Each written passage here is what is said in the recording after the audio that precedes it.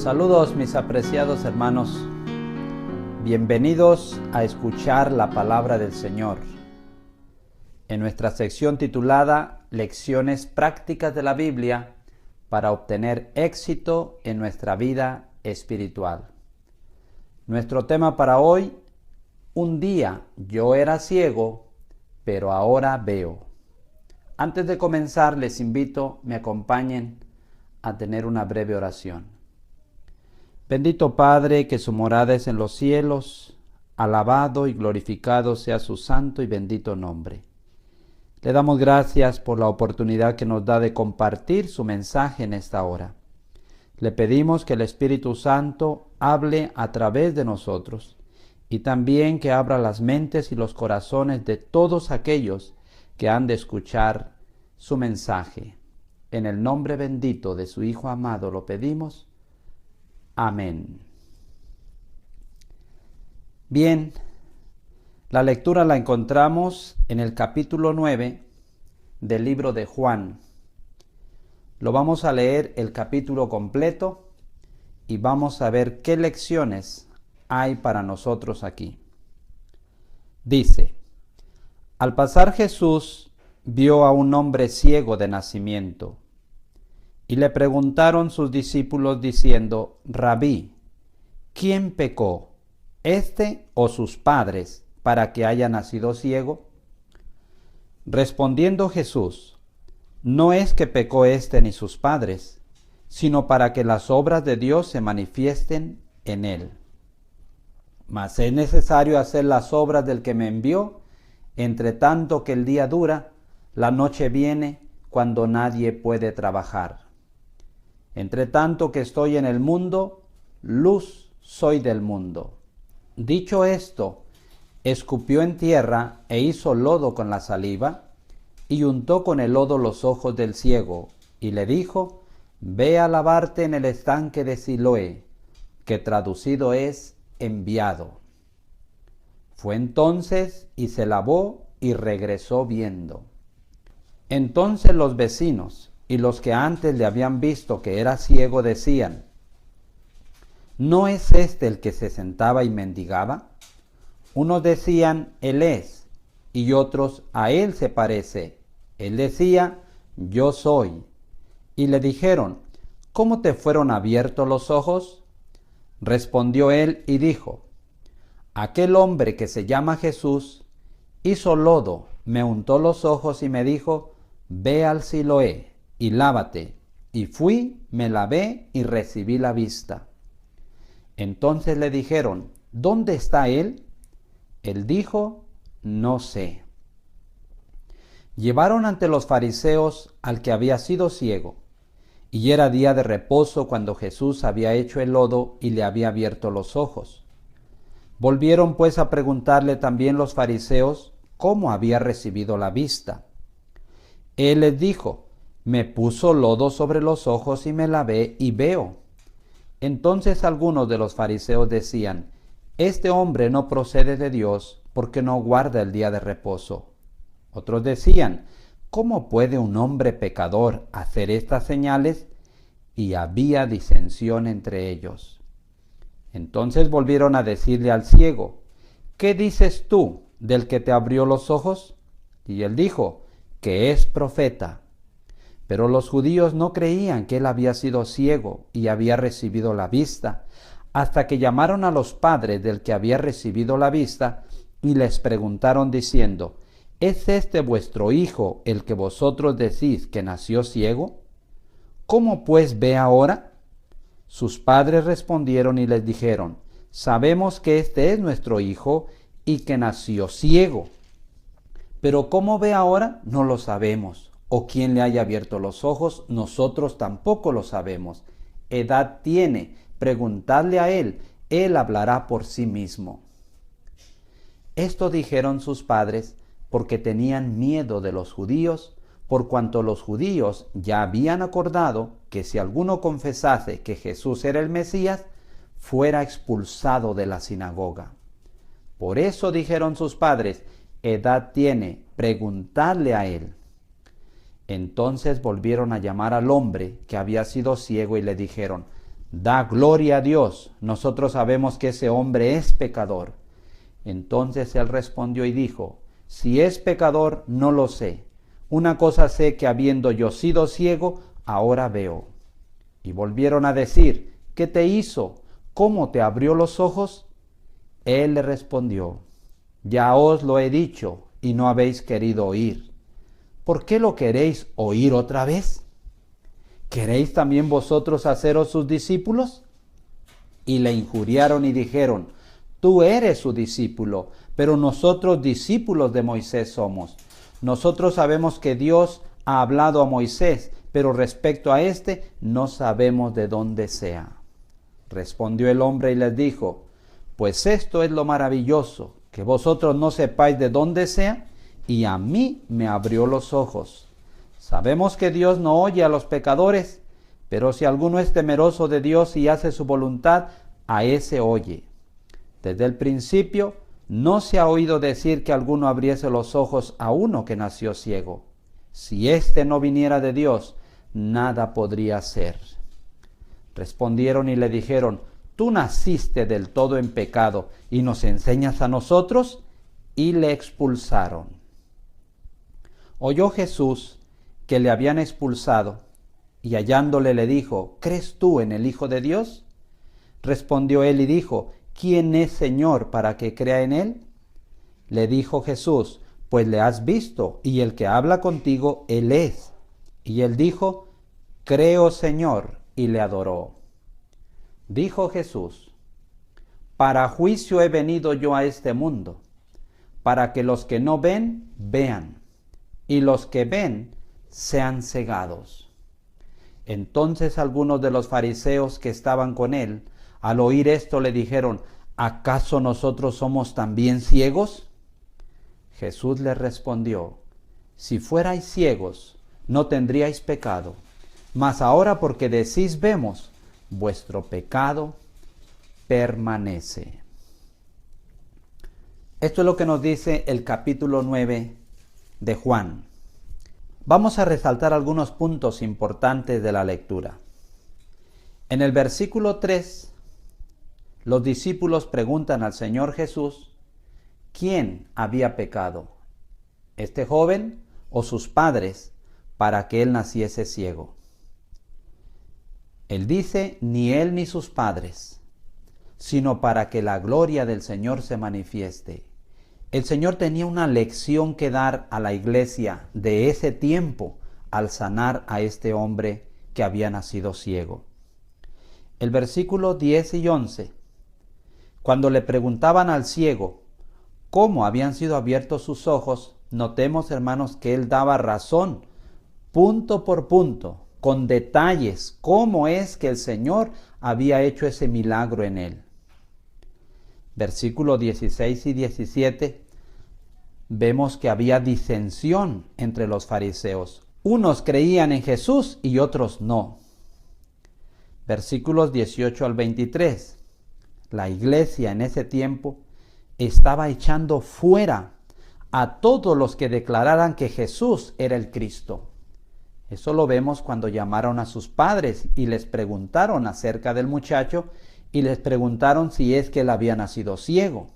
Y en la respuesta que ellos dieron, según lo muestra la Biblia, ellos tenían miedo, si declaraban quién lo había sanado, de ser echado de la sinagoga. En el verso 24 y 25 vemos que los líderes, los sacerdotes, los fariseos de ese tiempo estaban resueltos a rechazar la verdad. Por eso buscaban de todas formas rechazar la verdad presente para ese tiempo, porque condenaron al Señor Jesús por haber sanado a este hombre en sábado. En los versículos 28 al 29, cuando nuevamente interrogan a este hombre que había sido sanado, este hombre les contesta, ya les dije una vez, no quieren creer, ¿por qué me preguntan otra vez? ¿Acaso quieren hacerse ustedes sus discípulos? Y la respuesta de los fariseos fue, nosotros somos discípulos de Moisés. En el verso 34, por haber recibido esta gran bendición de ser sanado y confesar que creía en el Señor Jesús, este hombre fue expulsado de la sinagoga. En los versículos 35 al 38, vemos, hermanos, que aunque la iglesia rechazó a este hombre, aunque la iglesia lo expulsó, más tarde el Señor lo buscó y él lo bendijo. En los versículos 39 al 41 se muestra el propósito principal del Señor Jesús al venir a este mundo.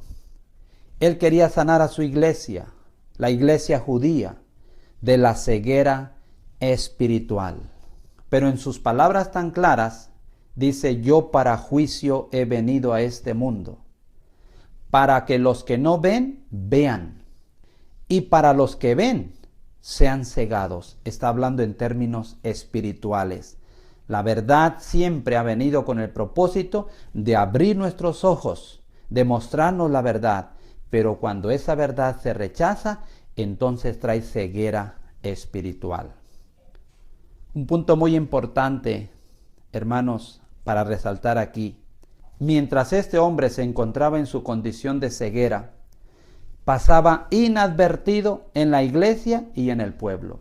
Pero noten, al momento que el Señor Jesús realiza ese milagro en su vida, cuando sus ojos son abiertos, entonces ahora Él es notado tanto en la iglesia como en la sociedad. Lamentablemente la iglesia no le aceptó. En vez de aceptarle ahora que había recibido esta gran bendición, lo injuriaron y lo despidieron, lo echaron de la iglesia. Qué importantes estos puntos, hermanos, que encontramos aquí en este capítulo. Y yo quisiera hacer una pregunta. ¿Creen ustedes que nosotros hoy también nos encontramos en una condición de ceguera espiritual como se encontraba la iglesia judía? Vamos a ver qué dice la Biblia, hermanos, y vamos a ir a Apocalipsis, capítulo 3, versículo 17, el mensaje a la iglesia de Laodicea. Porque tú dices: yo soy rico y me he enriquecido, y de ninguna cosa tengo necesidad, y no sabes que tú eres un desventurado, miserable, pobre, ciego y desnudo. Sabemos, hermanos, que el mensaje aquí en Apocalipsis 3, del 14 al 22, es un mensaje dirigido a la iglesia adventista del séptimo día. Pero si alguien tiene duda, voy a leer de los testimonios lo que dice acerca de estos versículos. Joya de los Testimonios, tomo 1, la página 327, dice así: el mensaje a la iglesia de la Odisea es una denuncia sorprendente y se aplica al actual pueblo de Dios. El Señor nos muestra aquí qué mayor engaño puede penetrar en las mentes humanas que la confianza de que en ellos todo está bien cuando todo anda mal. El mensaje del testigo fiel encuentra al pueblo de Dios sumido en un triste engaño, aunque crea sinceramente dicho engaño. No saben que su condición es deplorable a la vista de Dios, aunque aquellos a quienes se dirige el mensaje del testigo fiel se lisonjean de que se encuentran en una exaltada condición espiritual. Dicho mensaje quebranta su seguridad con la sorprendente denuncia de su verdadera condición de ceguera, pobreza y miseria espirituales. Así es que, hermanos, la Biblia y el espíritu de profecía nos muestra que así como se encontraba la iglesia judía en su tiempo, así en esa misma condición nos encontramos nosotros hoy como adventistas del séptimo día, ciegos espiritualmente. Así es que si había una lección importante para la iglesia en ese tiempo, en la sanación del ciego, hay una lección importante para nosotros también hoy, para este tiempo. Pero hacemos la siguiente pregunta: ¿cuál ha sido la causa de la ceguera espiritual dentro del pueblo de Dios? Aquí mismo, hermanos, en este mismo libro, Joyas de los Testimonios, tomo 2, pero la página 329, se muestra cuál ha sido la causa de esta ceguera espiritual. Dice: en mi última visión se me mostró que este mensaje decidido del testigo fiel no ha cumplido aún con el designio de Dios. La gente duerme en sus pecados, continúa declarándose rica sin necesidad de nada. Muchos preguntan: ¿Por qué se dan todos estos reproches? ¿Por qué los testimonios nos acusan continuamente de apostasía y graves pecados? Amamos la verdad, estamos prosperando, no necesitamos estos testimonios de amonestación y reproche. ¿Cuál ha sido la causa de esta ceguera espiritual? Que el Señor ha enviado reproche tras reproche a su pueblo, a su iglesia, pero estos reproches no se han aceptado, se han rechazado. Sigue diciendo, pero miren sus corazones estos murmuradores y comparen su vida con las enseñanzas prácticas de la Biblia. Humillen sus almas delante de Dios. Ilumine la gracia de Dios las tinieblas y caerán las escamas de sus ojos y se percatarán de su verdadera pobreza y miseria espirituales. Sentirán la necesidad de comprar oro, que es la fe y el amor puro, ropa blanca, que es el carácter inmaculado, purificado en la sangre de su amado Redentor, y colirio, que es la gracia de Dios y que les dará un claro discernimiento de las cosas espirituales para descubrir el pecado.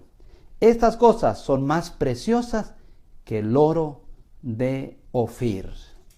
Se me ha mostrado que la mayor razón por la cual los hijos de Dios se encuentran ahora en este estado de ceguera espiritual es que no quieren recibir corrección.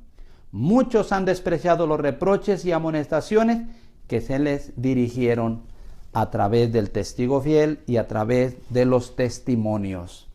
Así es que, mis hermanos, ¿cuál es el consejo? ¿Cuál es el remedio para nosotros hoy? Conseguir el oro puro, que es la fe y el amor. Ropa blanca, que es la justicia de Cristo, y el colirio, la verdad revelada a través de la gracia de Dios, para abrir nuestros ojos y mostrarnos qué está bien y qué está mal.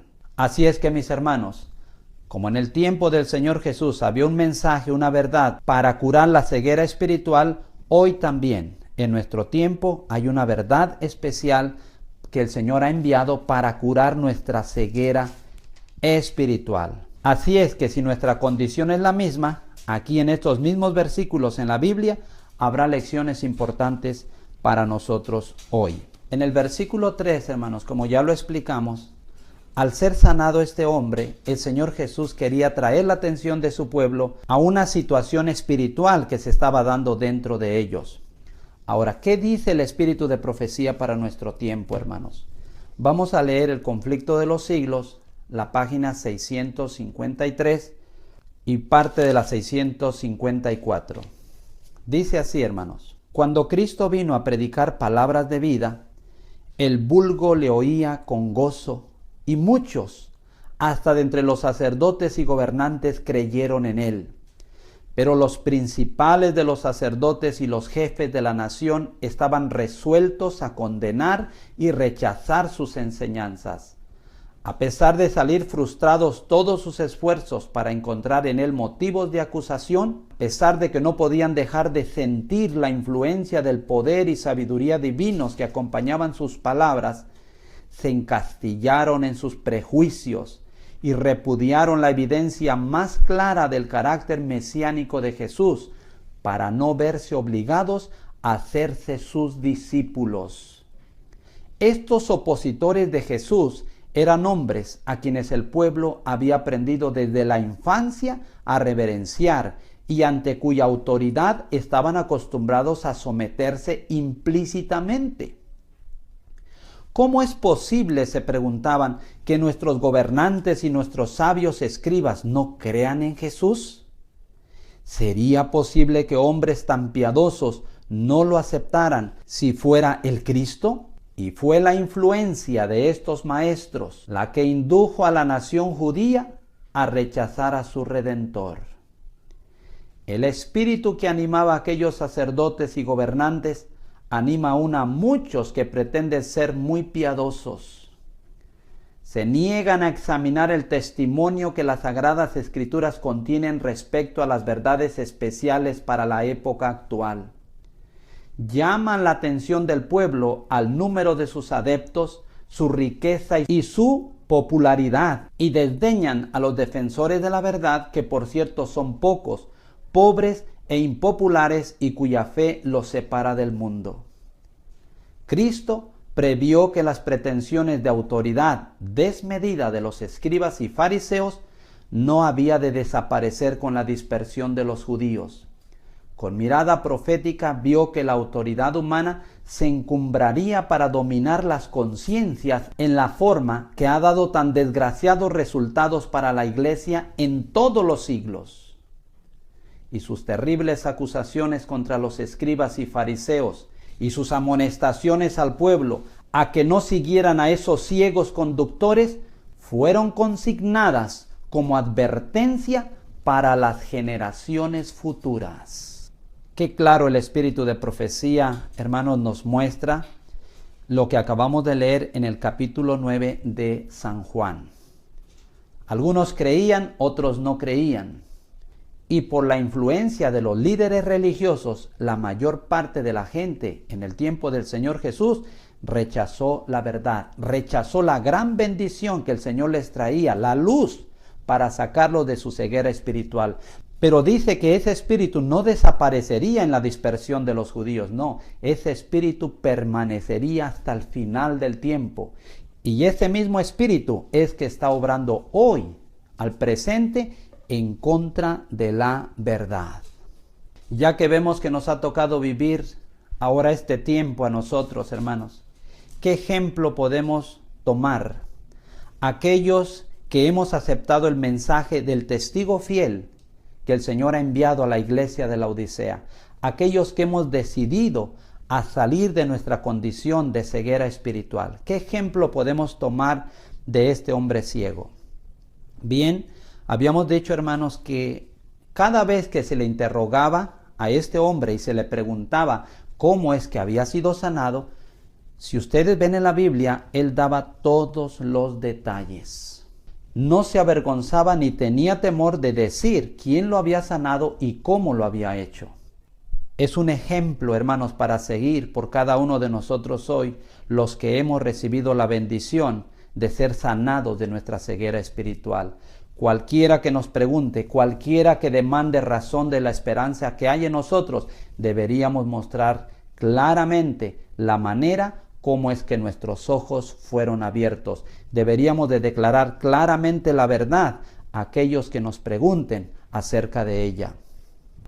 En los versículos 16 y 17, hermanos, donde se muestra que algunos de entre los líderes de los judíos creían en el Señor Jesús y algunos no. Nosotros sabemos la experiencia de Nicodemo, José de Arimatea y otros hombres encumbrados que aceptaron la verdad del Señor Jesús, pero que no se decidieron sino hasta más tarde en favor de la verdad. Así también es ahora. Aprendimos también, hermanos, que en ese tiempo, cuando el Señor Jesús vino, la iglesia estaba echando fuera a todos los que declararan que Jesús era el Cristo. Había una gran controversia entre el error y la verdad, entre aquellos que aceptaban la verdad y aquellos que no la aceptaban. Vamos a ver, hermanos, que es lo mismo para este tiempo. Voy a leer en Primeros Escritos, la página 270, una cita muy importante, hermanos. El tema aquí es el zarandeo. El zarandeo. Dice, pregunté cuál era el significado del zarandeo que yo había visto, y se me mostró que lo motivaría el testimonio directo que exige el consejo del testigo fiel a la iglesia de la Odisea. Miren, moverá este consejo el corazón de quien lo reciba y le inducirá a exaltar el estandarte y a difundir la recta verdad. Algunos no soportarán este testimonio directo, sino que se levantarán contra él, y esto es lo que causará un zarandeo en el pueblo de Dios. Así como fue allá, así es hoy, hermanos. ¿Qué es lo que va a causar el testimonio directo del testigo fiel a la iglesia de la Odisea? El mensaje que Dios envía a su iglesia hoy para sacarlo de la condición de ceguera espiritual. Bueno, dice que moverá este consejo el corazón de quienes lo reciban y le inducirá a exaltar el estandarte y a difundir la recta verdad. Pero dice, algunos no soportarán este testimonio directo, sino que se levantarán contra él, y esto es lo que causará un zarandeo en el pueblo de Dios. Mis apreciados hermanos, Por eso el Señor Jesús dijo, yo para juicio he venido a este mundo. Y no solo allá, sino que esas palabras se siguen cumpliendo a este tiempo. Para juicio el Señor envía la verdad a este mundo. ¿Para qué? Con el propósito de que aquellos que se encuentran en esta condición de ceguera espiritual abran sus ojos, reciban la bendición de ser sanados. Pero vemos también, hermanos, que dice que mientras unos reciben la bendición, otros reciben la maldición. ¿Quiénes son los que son cegados?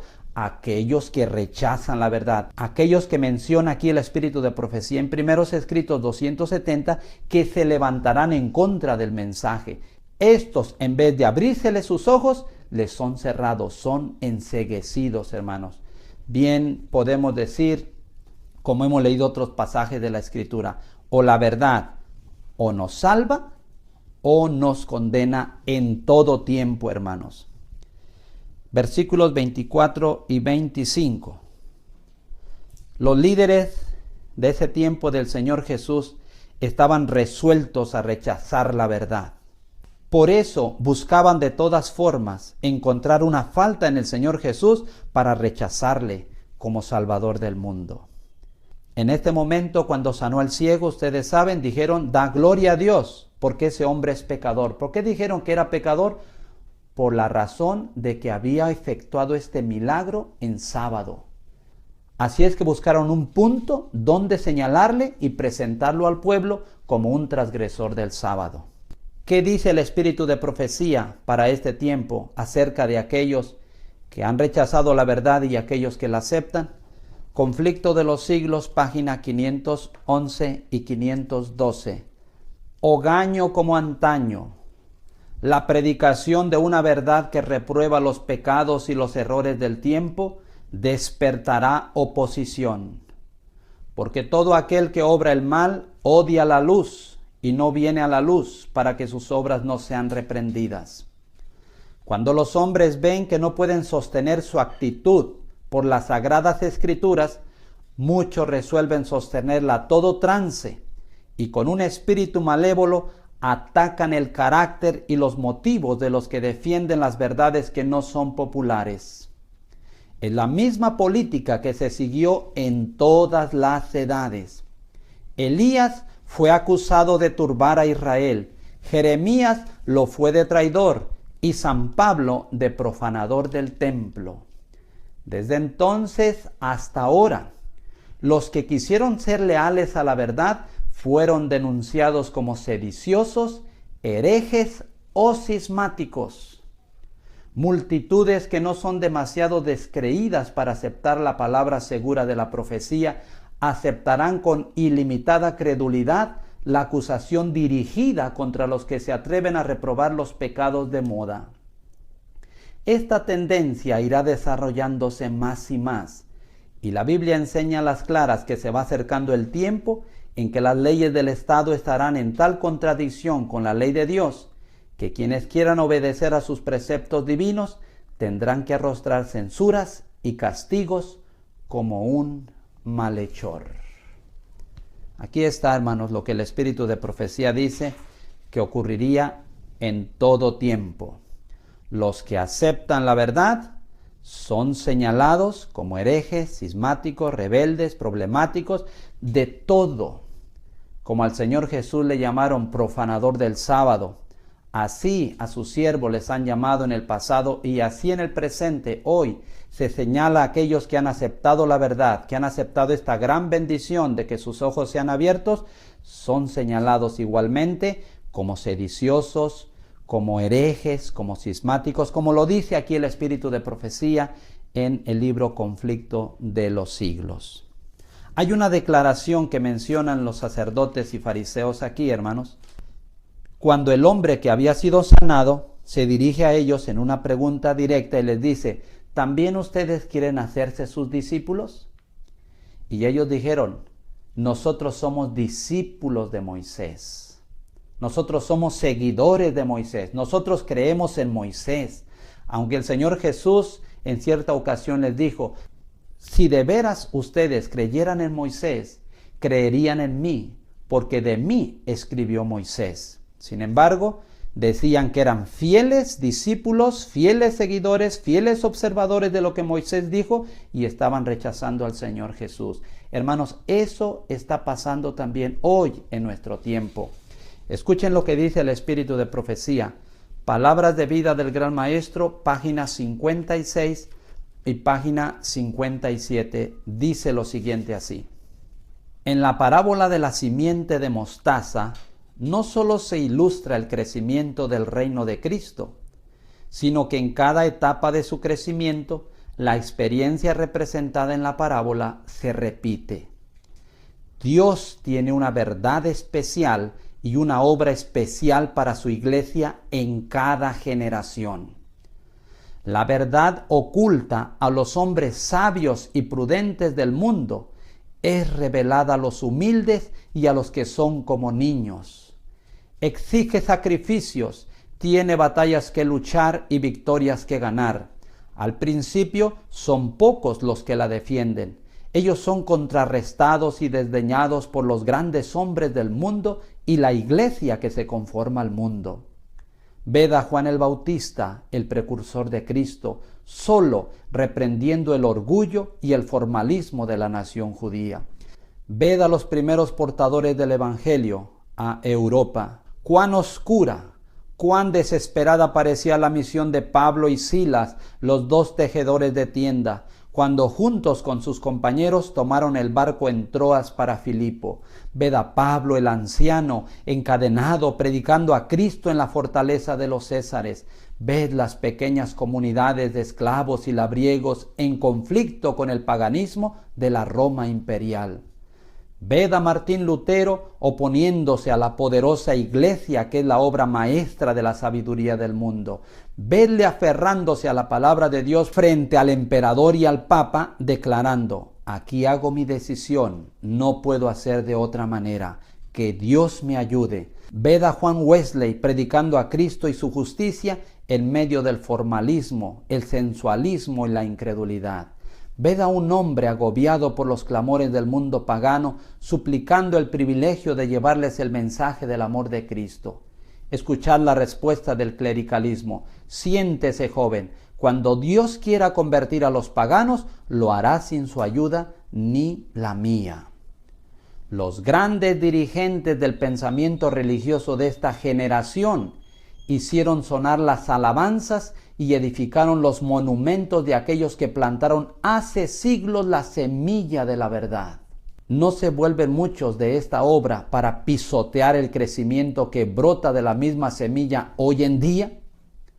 Se repite el antiguo clamor. Nosotros sabemos que a Moisés habló Dios, mas este, y entre paréntesis dice, Cristo en la persona del mensajero que él envía, no sabemos de dónde es. Así como en los primeros siglos, las verdades especiales para este tiempo se hallan no en posesión de las autoridades eclesiásticas, sino de los hombres y las mujeres que no son demasiado sabios o demasiado instruidos para creer en la palabra de Dios. Qué referencia tan importante del espíritu de profecía, hermanos, hablando de la simiente de mostaza. Dice que en el crecimiento de ella se ilustra el reino de Cristo, pero dice que en cada etapa de su crecimiento la experiencia representada en la parábola se repite. Dice el espíritu de profecía, hermanos, que Dios tiene una verdad especial y una obra especial para su iglesia en cada generación, pero en cada tiempo se repite la misma experiencia. Esas verdades que Dios tiene para su iglesia y para su pueblo en cada época no fueron aceptadas por los grandes hombres de ese tiempo. Así como lo fue en ese tiempo, así también es hoy. Las verdades importantes que Dios tiene para su iglesia, hermanos, se encuentran en la gente humilde, en la gente pobre, los que no son sabios, los que no son estudiados. Son aquellos que son representados con este hombre ciego. Por eso los fariseos le dijeron: ¿tú que naciste en pecado nos enseñas a nosotros?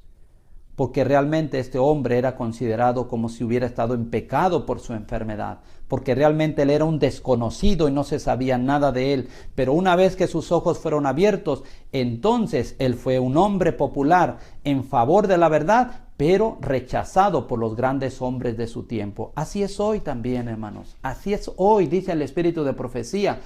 Como antiguamente la iglesia judía, los fariseos habían hecho monumentos de los grandes profetas antiguos y ellos decían, si nosotros hubiéramos vivido en su tiempo, no hubiéramos hecho esto con los profetas. Pero ¿qué estaban haciendo con el Señor Jesús? Se repite ese antiguo clamor. Nosotros creemos a Moisés y en los profetas. Y al presente ese clamor se repite. ¿Y qué se dice al presente? Nosotros creemos a la hermana White. Pero que el Señor ha enviado con un mensaje importantísimo para sanar nuestra ceguera espiritual, no sabemos de dónde es. Hermanos, la reforma no terminó con Martín Lutero. La reforma continuaría hasta el fin del tiempo. Así que el Señor estaría enviando verdades de reforma para su pueblo hasta el final. Y Dios ha enviado un mensaje importante después del mensaje del tercer ángel. Y en esta última fase, este mensaje es el que nos ha o abrir nuestros ojos o cerrarlos para siempre. ¿Qué lección sacamos para nosotros del versículo 34, hermanos?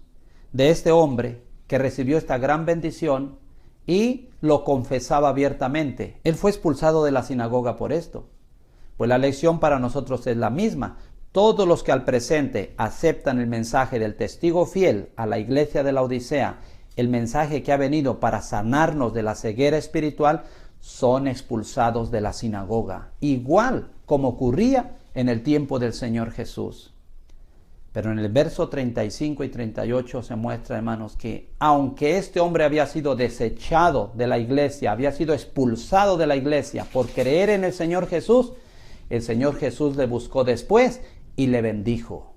Así es que, hermanos, tengamos esa seguridad, no tengamos miedo de declararnos en favor de la verdad, de aceptar este colirio bendito que nos ha de quitar las escamas de nuestros ojos, aunque así tengamos que sufrir por causa de la verdad. Y esto no es nada nuevo, hermanos. El Señor Jesús previno a sus discípulos y nos previno a nosotros cómo sería en los últimos días.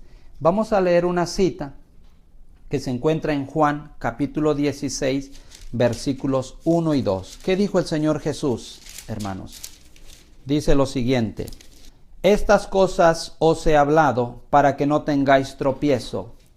Os expulsarán de las sinagogas, y aún viene la hora cuando cualquiera que os mate pensará que rinde servicio a Dios.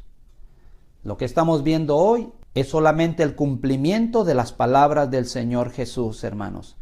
Lucas capítulo 6, versículos 22 y 23 y también el versículo 26. ¿Qué dice la palabra del Señor aquí? Bienaventurados seréis cuando los hombres os aborrezcan y cuando os aparten de sí y os vituperen y desechen vuestro nombre como malo por causa del Hijo del Hombre. Gozaos en aquel día y alegraos, porque aquí vuestro galardón es grande en los cielos, porque así hacían sus padres con los profetas. Versículo 26. Ay de vosotros cuando todos los hombres hablen bien de vosotros, porque así hacían sus padres con los falsos profetas. Así es que, mi hermano, si tú estás sufriendo por haber recibido la verdad y por estarla dando a conocer a otros, no te pongas triste, alégrate y gózate, porque es lo que dice el Señor Jesús. Gozaos y alegraos, porque vuestro galardón es grande en los cielos. ¿Por qué? Porque así hicieron con nuestros padres en el tiempo pasado. En los versículos 39 al 41, hermanos, encontramos una gran lección. Unos que son sanados de su ceguera espiritual y otros que son enceguecidos. En las palabras del mensaje a la Odisea, hermanos, el ángel de la iglesia de la Odisea dice: yo soy rico, me he enriquecido y no tengo necesidad de ninguna cosa. Esto muestra claramente, hermanos, que se dicen estar sanos, se dicen que ven, como en aquel tiempo los fariseos dijeron: ¿acaso también nosotros somos ciegos? Porque veían, ¿sí? Sabían. El Señor Jesús les dijo: si fuerais ciegos no tendríais pecado, mas ahora porque decís vemos, vuestro pecado permanece. Apreciados hermanos, en los versículos 39 al 41 hay una lección importantísima para nosotros hoy en día. El Señor Jesús dijo: para juicio he venido yo a este mundo, para que los que no ven, vean, y los que ven sean cegados. ¿Qué pasa, hermanos? Cuando el Señor envía su mensaje, envía su verdad, los humildes, aquellos que no saben nada, lo aceptan, lo abrazan y sus ojos son abiertos. Pero aquellos que conocen y saben que son los que ven, al venir el mensaje y rechazarlo, son cegados. Por eso, mis hermanos, esto es muy importante, es una amonestación para nosotros hoy. O la verdad nos salva o nos condena. El plan de Dios es que la verdad abra nuestros ojos, pero cuando nosotros nos oponemos a ella, entonces trae ceguera espiritual. Hermanos, un punto muy importante. En la experiencia de este hombre, mientras él era ciego y no veía, él pasaba inadvertido de todos. Entonces vemos que fue llevado hasta el mismo Sanedrín ante los sacerdotes para testificar de la verdad. Y así pasa hoy, hermanos. Mientras usted está en la iglesia y no acepta el mensaje, no acepta la verdad, no acepta el colirio que Dios ha enviado para sacarlo de su ceguera, todo está normal. Usted pasa inadvertido. Pero una vez que usted acepta el mensaje, usted acepta la verdad, entonces es la atención de todos. Así como sucedió antiguamente, así sucede hoy también. Pero este es el momento, hermanos, que tenemos para testificar de la verdad y dar detalles cómo es que el Señor abrió nuestros ojos, mostrar la verdad que ha sido una bendición para nosotros, mostrarla a los demás. Así es que, mis hermanos, si tú crees que ves, si tú crees que conoces la palabra del Señor, siéntate y analiza este mensaje que Dios está enviando, el colirio a última hora. No te opongas a Él, no te levantes en contra de Él, porque en vez de traer bendición a ti, va a traer maldición, va a traer ceguera espiritual. Y nosotros que podemos decir, como dijo el ciego, un día yo era ciego, pero ahora veo, hagámonos un examen, hermanos. Porque si vemos, si yo digo que veo ahora, mi pecado permanece. Mi hermano y hermana, no nos engañemos a nosotros mismos. Si hemos aceptado la luz, hemos aceptado el colirio, pero en nosotros no se ha llevado a cabo el reavivamiento y la reforma, estamos en gran peligro. Pero es cierto que hemos recibido una gran bendición al recibir este mensaje porque nuestros ojos han sido abiertos, pero es una gran responsabilidad. Que el Señor les bendiga.